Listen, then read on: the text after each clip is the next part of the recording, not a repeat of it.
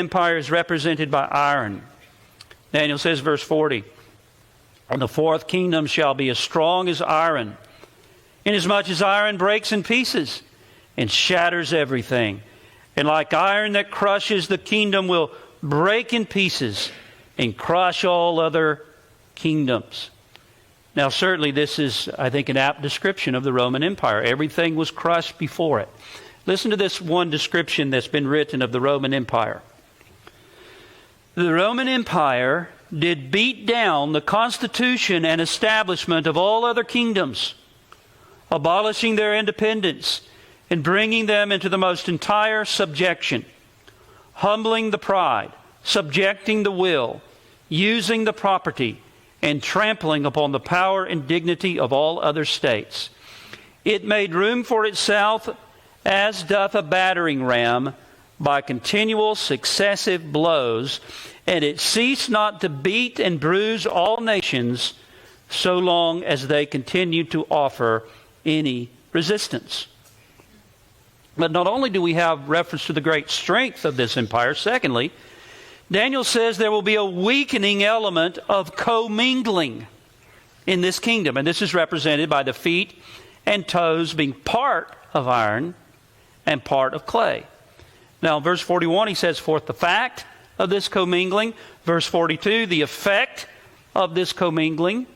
And then he at least hints at the nature or the cause of this commingling. So first of all, the fact of this commingling. Verse 41. "Whereas you saw the feet and toes, partly of potter's clay and partly of iron, the kingdom shall be divided." Now let me just pause here to point something out. This Aramaic word that's translated here divided has caused some people to interpret that to refer to some kind of political division in the Roman Empire. And apparently some have even tried to refer this to the division of the empire into east and west. That was something that didn't happen until well after the time of Christ, until as late as AD 286. And others have tried to fit some other kind of artificial division into this to make it fit maybe their particular theological perspective. And they've understood this as a division into various different kingdoms. But as Young points out, the word translated divided here may also be translated diverse or diverse.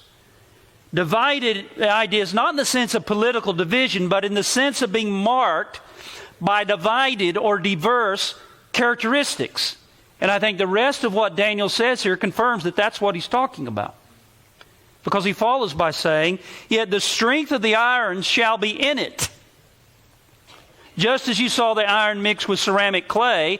And he says in verse 42, "And as the toes of the feet were partly of iron and partly of clay, so the kingdom," not kingdoms, "so the kingdom shall be partly strong and partly fragile." So the emphasis is not upon being divided politically or splitting into different kingdoms. It's upon diverse elements in one and the same kingdom. Diverse characteristics. The idea seems to be that this kingdom of iron legs, as it develops and expands from the legs into the feet, it will not only be marked by the firmness of iron throughout the whole of it, but that iron will become commingled with other elements that are compared to clay. And then in verse 42, we have reference, secondly, to the effect of this commingling. "And as the toes of the feet were partly of iron and partly of clay, so the kingdom shall be partly strong and partly fragile." So it will have the effect of a weakening effect upon this kingdom. There will be the strengthening influence of the original iron, and due to this intermingling, alongside of that will be this weakening element. And now in verse 43, Daniel says something thirdly about the nature of this commingling. "As you saw iron mixed with ceramic clay, they will mingle with the seed of men, but they will not adhere to one another, just as iron does not mix with clay." And so we're told here that this uniting of these diverse components, iron and clay, will be the mixing of two elements that ultimately do not mix well together,